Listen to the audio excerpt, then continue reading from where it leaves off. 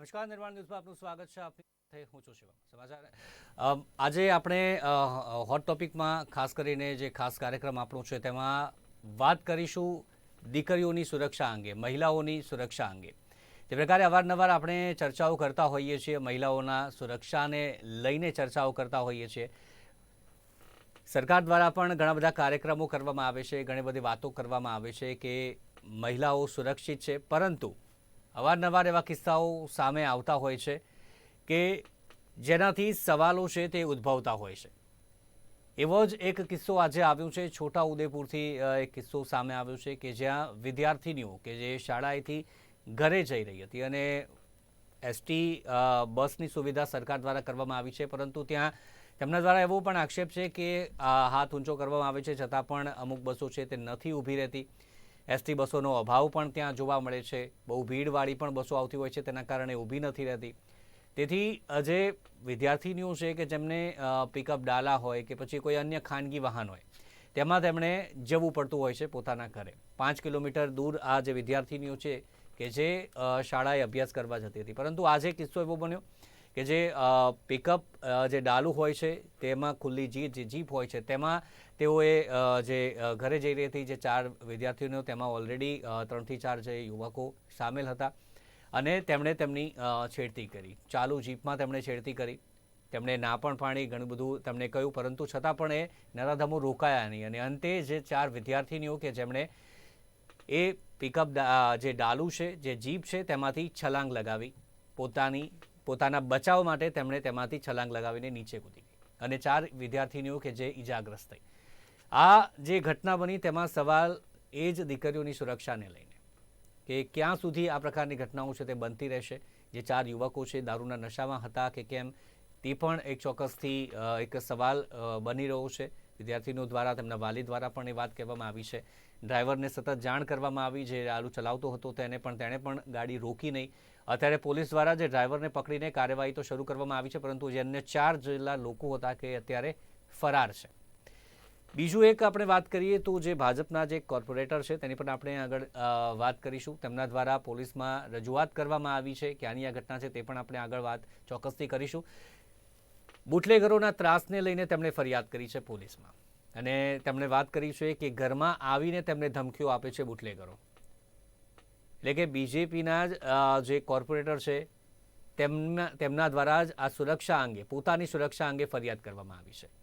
ત્યારે મહિલાઓ અને દીકરીઓ સુરક્ષિત કેમ નથી, ક્યાં સુધી આવી ઘટનાઓ છે તે બનતી રહેશે અને ખાસ કરીને બુટલેગરોનો જે ત્રાસ ગુજરાતમાં સતત વધી રહ્યો છે તેના પર અંકુશ ક્યારે આવશે, આ તમામ બાબત પર આપણે ચર્ચા કરવાના છીએ. ચર્ચા સાથે મહેમાન જોડાઈ ગયા છે, કાજલ ત્રિવેદી અને સંગીતા પટેલ, બંને સામાજિક કાર્યકર આપણી સાથે જોડાઈ ગયા છે. સ્વાગત છે બંનેનું. કાજલજી, સૌથી પહેલાં તો જે આજનો કિસ્સો આપણે છોટાઉદેપુરનો વાત કરીએ, આપે પણ તે ઘટના જોઈ છે, આજ સવારથી જે ચાલી રહી છે આ ઘટના. સૌથી પહેલાં તો શું વિચાર આવે છે આવી ઘટનાઓ જ્યારે સામે આવે છે ત્યારે?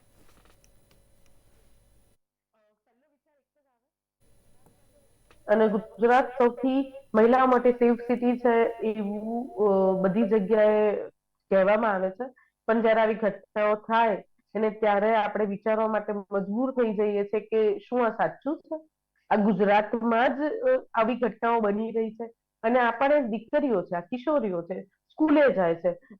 અહીંયા આપણે જેન્ડર ઇક્વેલિટીની વાત કરીએ છીએ અને એ જ સમાજ, જે સમાજ આ બધી વાતો કરતો હોય છે, એ જ સમાજના અમુક લોકો આવી ઘટનાઓને અંજામ આપે છે. ત્યારે આપણે વિચારવું રહ્યું કે દિલ્હી જેવું કે હૈદરાબાદ જેવું કે મુંબઈ જેવું તો અહીંયા નહીં થવા માંડે ને. અને બહુ જ ખરાબ ફીલ થઈ રહ્યું છે.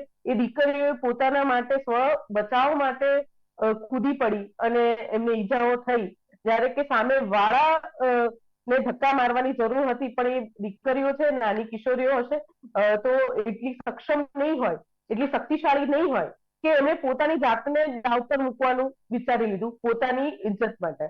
તો એના માટે હું એ લોકો માટે પ્રાઉડ પણ ફીલ કરું છું અને એક બાજુ દુઃખ પણ થઈ રહ્યું છે કે શું કામ દીકરીઓ, મહિલાઓ સુરક્ષિત નથી રહી શકતી આટલા બધા કાયદાઓ હોવા છતાં. તો એક સવાલ તો જ છે જ અને વિચારવા જેવું પણ છે કે આવું વારે વારે દીકરીઓ સાથે કેમ થતું આવે છે. શું પ્રતિક્રિયા રહેશે? એટલું કહીશ કે આવું ના થવું જોઈએ. ગુજરાતની અંદર જો આવી રીતના કોઈ પણ ઘટનાઓની આપણે વાત કરીએ તો એટલું બધું કોઈ મતલબ એવું જાણવામાં નથી આવતું કે દીકરીઓ સાથે હંમેશા રોજના કિસ્સાઓમાં આ વસ્તુઓ સામે આવે છે, કારણ કે સેફ છે સિટી. પરંતુ એવા કિસ્સાઓ થાય છે, જેમ કે ગઈકાલે મારી સાથે જે કિસ્સો થયો કે મારી ઉપર એક કોલ આવ્યો અને કોલની અંદર અભદ્ર ભાષામાં માંગણી કરવામાં આવતા એવી રીતના કોલ આવે, જેને મેં બ્લોક કરી દીધો. મેં પોલીસમાં મતલબ કમ્પ્લેન કરવા માટે કોલ કર્યો, ત્યારે મતલબ સજેશન લીધું, ત્યારે એમણે એવું કહ્યું કે તમારે જાતે આવી અને એક એપ્લિકેશન આપી જવાની અને પછી એની ઉપર લીગલ એક્શન લેવાશે. હવે વાત એવું થાય છે કે જ્યારે આપણે કોઈ સામાન્ય પરિવારમાંથી બિલોંગ કરતા હોઈએ અને આપણા પ્રાયોરિટીમાં ભણવાનું અને પોતાના જીવનમાં સેટલ થવાનું જ આવતું હોય, બીજું કોઈની સામે ઝાંસીની રાણી બનીને લડવાનું ના આવતું હોય, ત્યાં દીકરીની ઇજ્જત અને સમાજ શું કહેશે પહેલા આવે. એટલે શું થાય કે પોલીસ કરવા ના જાય, કારણ કે તમારે વારે વારે પોલીસમાં જઈને તમારે જ 2-4 વખત તો જવાબ લખાવા જવું પડે ને એવી રીતે. અને પછી ખબર નહીં ક્યારે એનો નિવેડો આવશે. પોલીસ કામ કરે જ છે, પણ છે ને બહુ જ ધીમું કાર્ય છે. એટલે કોઈને એ સુરક્ષા મળવાની છે એની ઉપર ભરોસો નથી થતો, માટે પોલીસ કમ્પ્લેન થતી નથી. અને આવા જે નરાધમો છે ને, કે જેના મગજમાં વૈશીપણું છે, કે જે લોકોને આવી રીતની અભદ્ર હરકતો કરવાનું મન થતું હોય છે, જે નશામાં રહેતા હોય છે, આવા લોકોને એવું છે કે પોલીસ અમારી ઉપર સ્ટેપ લેશે ક્યારે લેશે, એ એમને ખબર છે કે કોઈ કમ્પ્લેન કરવાનું નથી, એટલે એ લોકો પાસે લાયસન્સ મળી જાય છે છોકરીઓનું છેડતી કરવાનું, માટે આવા કેસીસ બને છે. એટલે મને એવું લાગે છે કે અને બીજો કિસ્સો કહું કે કાલે હું સુરત થી અમદાવાદ ડ્રાઈવ કરીને આવી રહી હતી, એક મર્સિડીઝ ની અંદર 4 નબીરાઓ હતા. મર્સિડીઝ ના જગ્યાએ કોઈ જગ્યાએ નંબર પ્લેટ નહોતી લગાવેલી. એ લોકોને લાગ્યું કે હું એકલી ડ્રાઈવ કરું છું, રાતના 10 વાગેલા હતા, મને ચેસ કરી રહ્યા હતા, ખેડાથી લઈને અમદાવાદ સુધી એમણે મને ચેસ કરી. એટલે મારી આગળ આવીને ગાડી ધીમી કરી દે, એટલે હું આગળ જઈ જ ના શકું. હવે કેવું થાય, ત્યારે મને એવું થાય કે મારી સાથે શું થશે, હું સેફ છું કે નહીં, હું શું કરી લઈશ આ 4 લોકો સાથે, જો રોડ સુમસામ હશે તો. આને આવું થાય છે. હવે અહીંયા કેવી રીતે આપણે આ નંબર પ્લેટ તો છે નહીં, હવે આપણે પોલીસને કમ્પ્લેન્ટ બી કરીએ કે કંટ્રોલ રૂમને કોલ બી કરીએ તો આપણી પાસે સહાય આવતા આવતા એ ઘટના ઘટી જાય છે. એટલે મને એવું લાગે છે કે અત્યારે હાલ જે પેટ્રોલિંગ થઈ રહ્યું છે, જે જોવામાં આવે છે, નંબર પ્લેટ વગરની ગાડી આટલા ટાઈમથી ફરી જ કેવી રીતે શકે. એટલે ક્યાંક છે ને કાયદાઓની અંદર છટકબારીઓ છે, ક્યાંય કાચું કપાય છે, ને એનો ભોગ આવી રીતે દીકરીઓ બની જાય છે. 100 માંથી કદાચ 10 દીકરી બની, પણ 10 દીકરીની જિંદગી ખરાબ થાય છે. એટલે કાયદાઓને તમારે ખૂબ કડક બનાવવા જોઈએ અને તુરંત એક્શન લેવા જોઈએ. નથી રહ્યો તેવું પણ આપણે કહી શકીએ છીએ. ખાસ કરીને આવી ઘટનાઓ જે બને છે, અવારનવાર ચર્ચાઓ કરી છે, તેમાં જે છોટાઉદેપુર સાઈડ કે જે એ ગામડા પટ્ટાનો જે વિસ્તાર છે, ત્યાં આગળ વિદ્યાર્થીઓને પોતાના ગામમાં સ્કૂલ હોતી નથી, એટલે દૂર દૂર સુધી જવું પડે છે, અને તેવા કિસ્સામાં આવી ઘટનાઓ વધારે બનતી હોય છે. કાજલજી, જે આ ઘટના છોટાઉદેપુરની સંખેડાની આપણે વાત કરીએ તો ત્યાં એ જ કિસ્સો છે કે 5 કિલોમીટર દૂર વિદ્યાર્થીનીઓ કે જે સ્કૂલે જાય છે. આમાં અભાવ ક્યાં છે? એસટી બસ કે જે તેનો પણ અભાવ એક સામે આવ્યો છે, હાથ ઊંચો કરે છે છતાં પણ એસટી બસ નથી ઊભી રહેતી, કારણ કે લોકો એટલા હોય છે, ભીડ એટલી હોય છે, એટલે તે પણ નથી ઊભા રાખતા. કયા કયા કારણો આપણે ખાસ કરીને લાગી રહ્યા છે? પહેલા તો વિકસિત ગુજરાત છે, તો 5 કિલોમીટર સુધી દીકરીઓએ બીજા ગામની શાળાઓમાં જવું જ કેમ પડે? ગામમાં એક માધ્યમિક સુધીની શાળાઓની વ્યવસ્થા કેમ ન હોય? આટલા બધા અપ્રુવલ મળે છે, શિક્ષણ પાછળ એટલો ખર્ચો થઈ રહ્યો છે, તો પછી ત્યાં જ જે છે 2-4 ઓરડા વધારીને પ્રાથમિક શાળાને માધ્યમિક શાળાનું લાયસન્સ કેમ ના આપી દેવામાં આવે? સેફટી ફીચર્સની વાત કરીએ તો જ્યારે પણ દીકરીઓ હોય કે મહિલા હોય, તો એમાં જેમ ઘરડાઓ માટે પ્રાયોરિટીમાં મતલબ 2-1 સીટો રાખવામાં આવે છે, એવી રીતે દીકરીઓ માટે પણ કેમ ના જો પહેલા એ દીકરીઓની સેફટી કેમ ન વિચારવામાં આવે? ચલો ભીડ હતી, ગાડી ન ઉભી રહી, પણ એ દીકરીઓ હતી, એમને ટાઈમ પર ઘરે પહોંચવાનું હોય કે શાળાએ ટાઈમ પર પહોંચવાનું, એવી એક બેઝિક સમજણ તો ડ્રાઈવરમાં પણ હોવી જોઈએ ને. અને એના માટે પણ કાયદાઓ બનવા જોઈએ કે ભાઈ કોઈ દીકરી છે, કોઈ બસ સ્ટોપ પર ઊભી છે ને જો એ હાથ લાંબો કરે છે, તો એના માટે તમે ગાડી ઊભી રાખો. પ્રેગ્નેન્ટ વુમન છે, મહિલા ઘરડા વ્યક્તિઓ છે, તો એના માટે તમે આપો. તો તમારે એને સમજવાની છે, જે લાગણીઓને સમજવાની વાત છે, એ લાગણીઓને સમજાતી એ લોકો પણ સિસ્ટમમાં આવીને સિસ્ટમની રીતે ચાલતા થઈ ગયા છે. તમે સ્પેશિયલ સર્વિસીસ કોને કહેવાય? તો તમે એને સ્પેશિયલ ફીલ તો કરાવડાવો. હવે એ જો એ દીકરીઓ બસમાં ચડી ગઈ હોત તો એટલીસ્ટ કદાચ રોકી શકતા હતા, તો બસમાં પણ આવા કિસ્સાઓ બનતા આપણે નજરે જોઈએ જ છે. પણ કદાચ આ જે કિસ્સો જે છે એ ટળ્યો હોત, હું એવું માનું છું. પછી ત્યાંની પરિસ્થિતિ શું હોઈ શકે એ આપણે જાણ્યા પછી જ આપણે વધારે કહી શકીએ. પહેલી નજરમાં આપણને એવું લાગે કે બીજો બસમાં ચડી ગઈ હોત તો આ જે ડબીરાઓ જે છે એ લોકોના હાથમાં છોકરી ન ચડી હતી. બીજી વસ્તુ, ડ્રાઈવર છે એ ડ્રાઈવર ગાડી ચલાવતો રહ્યો તો એ છોકરીઓને માટે એને કેમ કોઈ સ્ટેપ ન લીધા, બીજી વાત છે. અને એવા લોકો જે છે જો એમની ગાડીમાં બેસે છે તો અવારનવાર એ જ ત્યાંના લોકલ જ છોકરાઓ હશે એવું આપણે માની લઈએ છે. તો તમને ખબર હોવી જોઈએ કે આ લોકોની લાયકાત કેવી છે, આ લોકોને બેસાડવા જોઈએ કે ન બેસાડવા જોઈએ. તમારી રોજી રોટી છે કરો, પણ જયારે દીકરીઓની કે કોઈ મહિલાઓની કે કોઈ ઘરડા વ્યક્તિઓની વાત આવે ત્યારે એ જે માણસ જે ગાડી ચલાવે છે એને એટલી સૂઝબૂછ હોવી જોઈએ અને આના માટે નોર્મ્સ બનવા જોઈએ, કડક કાયદાઓ બનવા જોઈએ. કાયદાઓ આપણે તો પછી શું કરવાનું, સવાલ એ પણ થાય. છે. હા, કારણ કે આ લોકોને ખબર છે છૂટી જઈશું, હમ ઈઝી છે છૂટી જવું, પકડાઈ જવું સહેલું છે. અત્યારે શું થશે, વધારેમાં વધારે શું થશે? એમને જી. કોક ને કોક ઓળખીતા પાલખીતા જે પણ લોકો હશે, નેતાઓ હશે કે કોઈ પણ XYZ માં એ તબદા પર હશે, અધિકારીઓ હશે, છૂટી જશે. બહુ ઈઝી છે છૂટી જવું. એ લોકો, આપણી પાસે કડક કાયદાઓ બહુ બધા છે, પણ ઇમ્પ્લિમેન્ટ કરવા માટેની જે સત્તાઓ છે એ કેટલી છે? આવા લોકોને છોડવા જોઈએ, ન જ છોડવા જોઈએ. હું એવું માનું છું, પણ એ છૂટી જશે. હું તમને કહું છું, તમે 4 દિવસ પછી આ કિસ્સો ફરીથી આવશે તો એ જે વ્યક્તિ હશે ને એ લોકો છૂટી ગયા હશે. અને તમે એના માટે શું કરશો? તમે કોણ એના તરફથી કોણ લડશે? એક જે સામાન્ય વ્યવસ્થા છે એ વ્યવસ્થાના લોકો જે છે એ હેરાન થાય છે એના માટે કે આજે આ કિસ્સો એ છોકરીઓ પડી ગઈ, હોસ્પિટલમાં ગઈ એટલા માટે આ કિસ્સો બહાર આવ્યો, ચર્ચામાં આવ્યો, એટલે કદાચ આની પર કઈ એક્શન પણ લેવાય. પણ દર વખતે શું દરેક કિસ્સા આપણે ધ્યાનમાં આવે છે ખરા? જેના માટે તમારા કે મારા જેવી સંસ્થા કે તમારા જેવા વ્યક્તિઓ આ બધી જ વસ્તુ આપણે જાણવા આવીએ તો આપણે એક્શન લઈશું, પણ જે જાણવા નથી જ આવતા એવા તો કેટલા જ ગુમનામી વાળા કિસ્સાઓ છે જે ગામડાઓની ધૂળની વચ્ચે જઈને સમાઈ ગયા છે અને જે આપણે નજરે જોયું છે. વર્ષો પછી ખબર પડે કે આવું થાય છે, પણ આના માટે નક્કર પગલા પોલીસે લેવા જોઈએ અને આનું ઇન્વેસ્ટિગેશન પણ થવું જોઈએ. નાનો કિસ્સો ના આઈ ઓપનર કેસ છે. ભવિષ્યમાં આમાંથી નિર્ભયા જેવા કેસીસ બહાર આવશે જો આના ઉપર આપણે લગામ નહીં રાખીએ તો. ચોક્કસથી એ જ એક આપણા રાજ્ય માટે પણ એક શરમજનક આ કિસ્સો કહી શકાય છે. આવા કિસ્સાઓ જી, પણ 100%. બને છે. આ કિસ્સા ન બનવા જોઈએ. હવે આપણે વાત કરીએ સંગીતાજી, કાર્યવાહીની વાત કરીએ. પોલીસ દ્વારા કેટલી કાર્યવાહી કરવામાં આવે છે, ખાસ કરીને આવા કિસ્સાઓ જ્યારે અંતરિયાળ વિસ્તારોમાં આવી ઘટનાઓ ઘટતી હોય છે, આજુબાજુમાં કોઈ એવા સીસીટીવી નથી હોતા અને તેમાંથી પોલીસને ગુનાખોરોને શોધી લેવાના હોય છે. કેટલા લોકો આમાં પકડાય છે અને પોલીસ દ્વારા કેટલી જે પ્રકારે કહી શકાય કે કડક કાર્યવાહી કરવામાં આવે છે? આમ તો કે એટલે આ કેવું ના જોઈએ, પણ બહુ ધીમું કાર્ય થતું હોય છે અને જે કેસ સોશિયલ મીડિયામાં ચગે અને પબ્લિક સામે આવે એની ઉપર બહુ જલ્દી કાર્યવાહી થાય છે, ન્યાય મળે છે. પરંતુ જે કેસીસ સોશિયલ મીડિયા ઉપર કે લોકો સામે નથી આવતા, ન્યૂઝપેપરમાં છાપે નથી ચડતા, એ લોકોના બિચારાના ક્યારે સોલ્વ થશે કેસ એ ખબર નથી હોતી.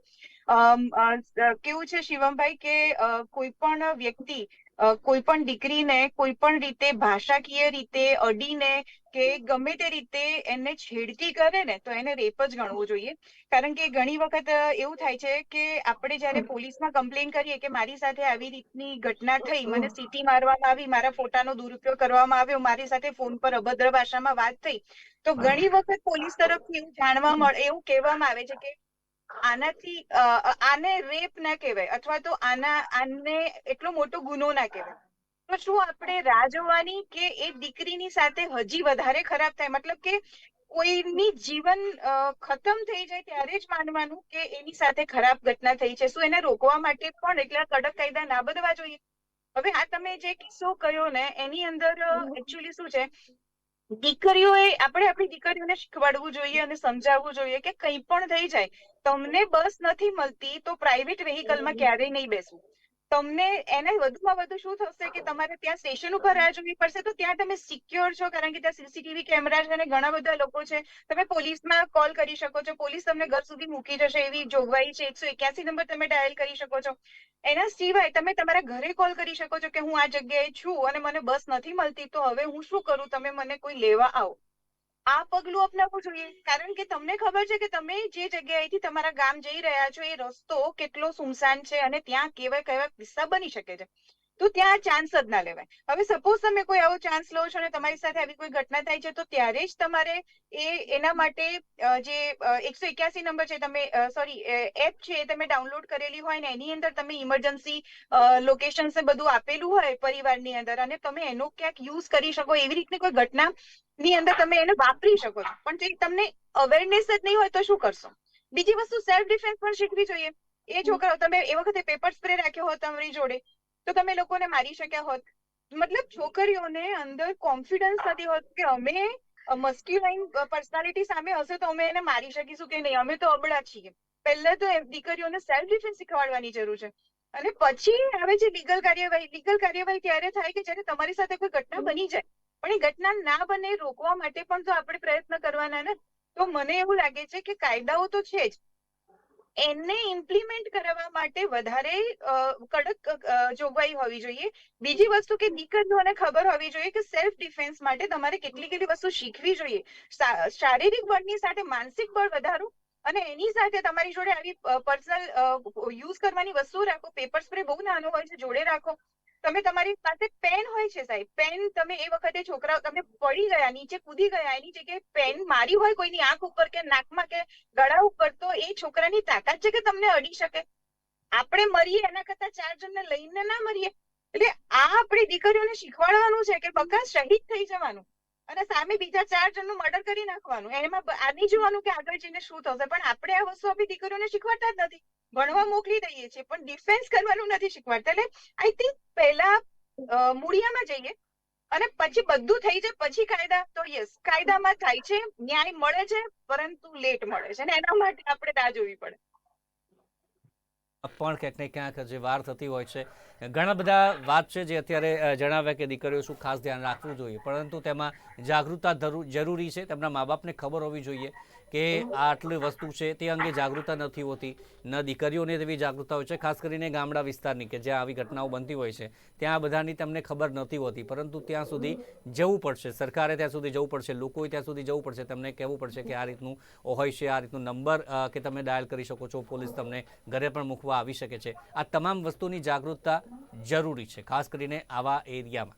બીજી વાત કરીએ કાજલજી, ખાસ કરીને જે અત્યારે ભાવનગરથી બીજો એક કિસ્સો પણ આવ્યો છે બુટલેગરોની, જે મેં હમણાં પહેલાં વાત કરી. ભાવનગરના કુંભારવાડામાં એક કોર્પોરેટર છે, ત્યાંના કોર્પોરેટરે બુટલેગર વિરુદ્ધ ફરિયાદ કરી છે કે ઘરમાં આવીને ધમકીઓ આપે છે. એટલે રાજ્ય સરકાર છે, તેમના જ કોર્પોરેટર છે અને તેમને જ બુટલેગર દ્વારા ધમકી મળી રહી છે. આ શું સૂચવે છે? આ તો એવું છે કે સાપને દૂધ પીવડાવ્યું હતું, હવે એ ફેણ માણે છે. બરાબર? તમે જ્યારે પણ હું આ બધી જ વસ્તુઓ જ્યારે બનતી હોય છે ત્યારે હંમેશા આ વસ્તુ કહું છું કે તમે જ એને મોટા કરો છો અને પછી એ ફાવી જાય છે, પછી એની હિંમત વધે છે અને એ હિંમત જે છે એ તમારી સામે ઉપયોગ કરે છે. પહેલા તો દારૂ ગુજરાતમાં બંધી છે તો બુટલેગરો આયા ક્યાંથી? સૌથી પહેલા ક્વેશ્ચન માર્ક એ તમારા જ એરિયાના છે. તો બીજો એક સવાલ કે તમને એ ખબર છે કે આ બુટલેગરો તમારા જ એરિયામાં રહે છે, તો અત્યાર સુધી તમે ચૂપ કેમ હતા? જ્યારે તમારી ઉપર વધારે એ લોકોની અસર થવા મળી અથવા તો તમે એનાથી દબાવ મળે, એની તાકાત વધવા મળી, ત્યારે તમે બહાર આવ્યા છો. કેમ કે સત્તા તો તમારી પાસે જ છે. તમે એમને પહેલા પોષ્યા છે, ત્યારે મોટા થયા છે. એમને એ નથી થયા. શરૂઆત જ્યારે પણ કરી હશે ત્યારે તમે જ એમને, તમે તમારા જે પણ પ્રતિનિધિ પહેલા રહ્યા હોય કે પછી હોય એને તો ત્યારે સાથ સપોર્ટ આપ્યો છે, ત્યારે જ મોટા થયા છે. જો પહેલી જ વખત ખબર પડે કે અહીંયા ભઠ્ઠી છે કે અહીંયા મુસ્લિમરો રહે છે, જો ત્યારે જ પોલીસની સાથે રહી સાથ સહકાર આપીને એને નાબૂદ ના કર્યા હોત, કરી દીધા હોત, તો અત્યારે આ પરિસ્થિતિ ના આવી હોત. તો પહેલા તો આપણે એ વસ્તુ નથી કરવી, તો પહેલા આપણે એના ઉપર કામ કરવું પડશે. અને પછી જો એવું કંઈ બને તો તમે પોલીસ પાસે જાઓ, પણ હવે તમારા હાથની વાત નથી રહી એટલે તમે પોલીસ પાસે આવ્યા છે, અને પોલીસનું કામ છે તમને મદદ કરવું. પોલીસ પહેલા પણ મદદ કરતી હતી અને અત્યારે પણ મદદ કરે જ છે, પણ પોલીસ કેવી રીતે મદદ કરે? જી જી પહેલા તમે અને બંને સાથે કામ કરતા હોય અને પછી તમે એવું કહો કે હવે મને આની મદદની જરૂર છે, તો જ્યારે આ બુટલેગરો ખબર પડે, આઈડેન્ટિફાય થયા હતા, ત્યારે તમે એના માટે શું કર્યું? તમે એના વિરુદ્ધમાં શું કર્યું? આ બધી વસ્તુઓ જોવી પડે. એમનેમ પણ બુટલેગર ન થઈ ગયા હોય, એને પહેલા એક બબે પોટલીઓ વેચતા હોય, ત્યારે તમે તમારો 100% સાથ સહકાર મળ્યો હોય તો જ આ લેવલ પર લોકો પહોંચે છે. એ મેં જોયું છે અને હું સમજુ પણ છું. અને હા, બેને હમણાં સંગીતાબેને જે વાત કરી એને હું થોડીક કરું, કારણ કે હું ટ્રાઇબલમાં કામ કરું છું, ત્યાં નેટવર્કનો સૌથી મોટો ઇસ્યુ હોય છે. એટલે ફોન હોતા નથી ઘરમાં. જે પણ મેન પ્રતિનિધિ હોય એના પાસે જ ફોન હોય છે, એટલે ફોન વાળું જે છે કે આપણે 181 ડાઉનલોડ કરીએ અને પછી એને સપોર્ટ સિસ્ટમ દીકરીઓને આપીએ, એને તો એ બહુ જલ્દીથી મળતું નથી, પોસિબિલિટી બહુ ઓછી છે. રહી વાત સેફટીની, તો જ્યારે તમારા કરતા વધારે શક્તિશાળી લોકો તમારી સાથે હોય ને, ત્યારે તમારી શક્તિઓ જે છે ને કામ નથી કરતી હોતી. પણ હા, એવું બની શકે કે આ જેટલી પણ બધી પ્રાઇવેટ વ્હીકલો ચાલે છે એનું એસોસિએશન હોય છે, એ એસોસિએશન પર પોલીસ કે સરકાર જે છે એ દબાવ બનાવે અને એસોસિએશનની ગાડીઓ પર જે રજીસ્ટર થયેલી હોય એવી ગાડીઓ પર જો આવું કંઈ પણ થાય તો એ રજીસ્ટ્રેશન થયેલું હોય એ વ્હીકલ અને એસોસિએશન બંનેને દંડ ફટકારવામાં આવે, તો કદાચ આમાં થોડું ઘણું રોકવામાં આવી શકે. ઘણા બધા ઉપાયો છે, ઘણી બધી વાતો પણ છે, સવાલો પણ ઘણા બધા એટલા જ પ્રમાણમાં થઈ રહ્યા છે. આવા જ સવાલો અવારનવાર આપણે કરતા હોઈએ છીએ અને આ સવાલો ઓછા થવાનું નામ નથી લઈ રહ્યા. આ બંને કિસ્સા આજે આપણે ચર્ચા કરી, તેમાં એક વસ્તુ કોમન છે કે જેમાં દારૂ નો કિસ્સો બંનેમાં જે પ્રકારે કોમન છે. ગુજરાત, ગાંધીનું ગુજરાત, અને તેમાં દારૂબંધી છે, છતાં પણ દારૂના કારણે ગુનાઓ છે તે વધી રહ્યા છે અને તે ડામવાની જરૂર બની ગઈ છે. એ જ મુદ્દે ચર્ચા કરી. ચર્ચામાં જોડાયા કાજલજી, સંગીતાજી, બંનેનો આભાર ચર્ચામાં ખાસ જોડાયા તે બદલ. હોટ ટોપિકમાં હાલ બસ આટલું જ. ફરી મળીશું નવા મુદ્દા સાથે. રજા આપશો. નમસ્કાર.